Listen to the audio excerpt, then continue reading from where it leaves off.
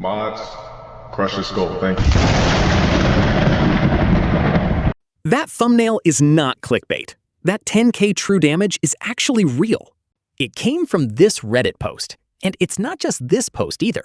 There are several others pointing out the same thing, which got me thinking, are we actually reaching a point where true damage is getting a little ridiculous? In this video, we're not just going to complain about Lesley doing funny numbers. We're going to look at the bigger problem. Are MLBB's item changes slowly removing the trade-offs that made counter-building matter in the first place?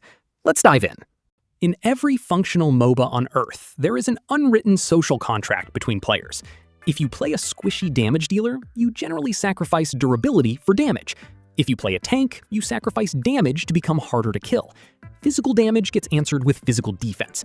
Magic damage gets answered with magic defense. And if an enemy is stacking HP, you have tools like percentage health damage or sustained DPS. The point is simple. Your build should matter. If I spend thousands of gold stacking armor, I should feel the difference when a physical damage dealer hits me.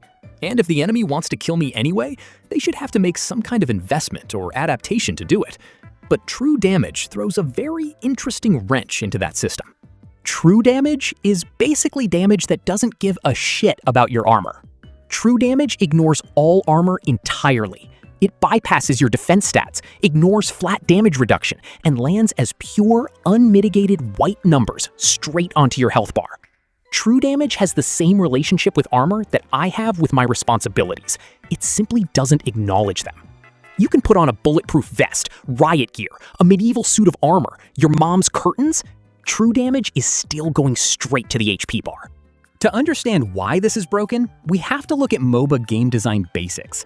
Traditionally, critical builds excel at deleting low defense targets. You buy crit because multiplying a large damage number is incredibly effective against marksmen, mages, and other squishy heroes who invest little into survivability. Tanks, on the other hand, are usually meant to survive that burst through armor, magic resistance, high HP, damage reduction, or defensive passives. And if you specifically want to kill tanks, MOBAs usually ask you to build dedicated anti-tank tools like penetration or percentage HP-based damage.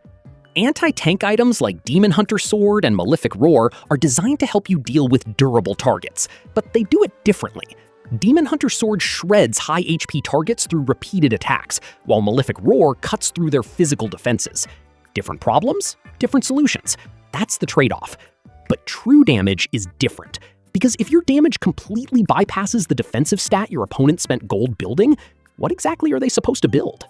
True damage has existed in MLBB for a long time. Heroes like Carry and Gord are classic examples of true damage being tied to specific hero mechanics and conditions. The important part isn't that true damage used to be weak. It wasn't. The important part is that it was relatively specialized. You knew what kind of mechanic you were dealing with. But over time, we're seeing more sources of true damage, and more ways for existing true damage mechanics to scale. And the funniest part? While we're giving damage dealers more ways to say fuck your armor, we're also taking away some of the few tools tanks had to deal with absurd burst. The Reddit community has been pretty vocal about this exact issue, and honestly, I can see where they're coming from. When more and more damage gets packed into the same critical items, the usual trade-off between burst damage and anti-tank damage starts getting blurry. Because the problem isn't simply Berserker's Fury gives true damage, therefore bad. It's what happens when you start stacking multiple scaling systems into the same build. Take Berserker's Fury. It's already the iconic crit item. You buy it for physical attack, crit chance, and crit damage. And now its passive also adds a separate chunk of true damage whenever your basic attack critically strikes. So your crit build isn't just increasing the physical portion of your attack anymore. It can also add another source of damage that doesn't care about physical defense. Take Lesley. Her entire identity is already built around an enhanced attack that deals true damage. Her passive scales that true damage with total physical attack, while her physical penetration is converted into crit damage. So when you stack the stats her kit already wants, physical attack, crit damage, and then give critical attacks another source of true damage, you start getting some absolutely disgusting numbers. And that is where the build diversity argument becomes interesting, because traditionally there was a reason to distinguish between I want to delete squishies and I want to kill tanks. But if the same core build can give you enormous crit damage against squishies, while simultaneously producing huge amounts of true damage against tanks, bypassing the very defenses tanks are supposed to rely on? Where is the trade-off? As one Redditor eloquently pointed out, if you want crit heroes to deal with tanks, you give them percentage penetration or bonus damage based on max HP. You do not give them conversion into true damage. So, how are tanks supposed to adapt? The obvious answer is just stack Guardian helmets for raw HP, bro. And to be fair, HP actually does help against fixed value true damage. If an attack deals 3,000 true damage, having another 1,800 HP obviously gives you more room to survive. Let's test that logic mathematically. True damage ignores armor rating. If a Lesley deals 3,000 true damage per hit, and you buy a Guardian helmet for plus 1,800 HP, you paid 2,200 gold just to survive half of one extra basic attack. In older patches, tank mains actually had a secret weapon against single-hit burst monsters, the Twilight Armor. The original Twilight Armor had a passive that specifically countered high single-instance nukes. Whenever you took damage above a certain threshold, like 600 or 800 physical damage in a single hit, the excess incoming damage was hard-capped and reduced by a massive percentage. It was the ultimate safety net. It meant no matter how fed an enemy marksman was, they couldn't one-shot a frontliner. But then, Twilight Armor was removed. Moonton didn't completely delete its burst mitigation concept. The excess damage mechanic was moved into Guardian Helmet. Meanwhile, Twilight's replacement, Chastise Pauldron, became much more focused on reducing the attacker's attack speed and giving you emergency HP recovery. So the old dedicated anti-burst identity disappeared, and the tools got redistributed across different items. Which brings us to a much more interesting question. Is the current item pool actually giving tanks meaningful choices against these threats? Because if you're facing a basic attack marksman, Blade Armor makes sense. If you're facing skill-based physical damage, Anti-Cuirass makes sense. If you're facing high attack speed, Chastise Pauldron makes sense. If you're facing burst, Guardian Helmet can help. But against massive true damage, you can't just stack physical defense and expect the number to go down. And that is where the counterplay starts getting weird. When you take away damage-capping armors and replace them with raw HP, true damage wins most of the times. Raw HP without damage capping just gives Lesley a slightly bigger target to hit, while your 2,000 gold defense items get completely bypassed. They took away the shield, buffed the sword, and then wondered why no one wants to play Roam in high rank queue. Now, if you go onto any MLBB forum and ask how to deal with Lesley, you'll inevitably see just buy Blade Armor, use Queen's Wings, use Lapu Lapu for damage reduction.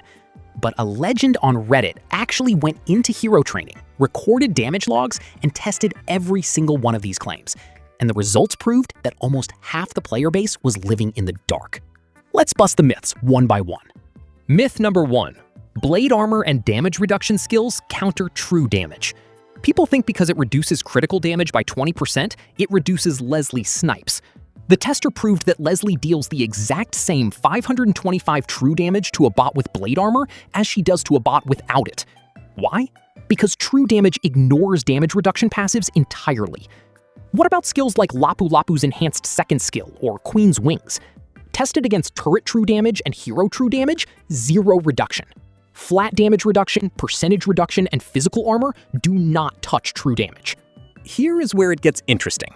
Anti-Cuirass actually works, but only under one strict condition. Anti-Cuirass's passive, Deter, reduces the attacker's physical damage when you're hit by a skill. So if the enemy is using a physical damage source that scales from their physical damage, lowering that value can reduce the resulting damage. But there's an important limitation. Deter only activates when you are hit by a skill. So if Lesley is just standing 500 meters away pressing basic attack and deleting you, Anti-Cuirass doesn't get to do much. And this is exactly why itemization matters. Different defensive tools counter different damage patterns. The problem is when the damage source starts bypassing the category your defensive tool was designed to address.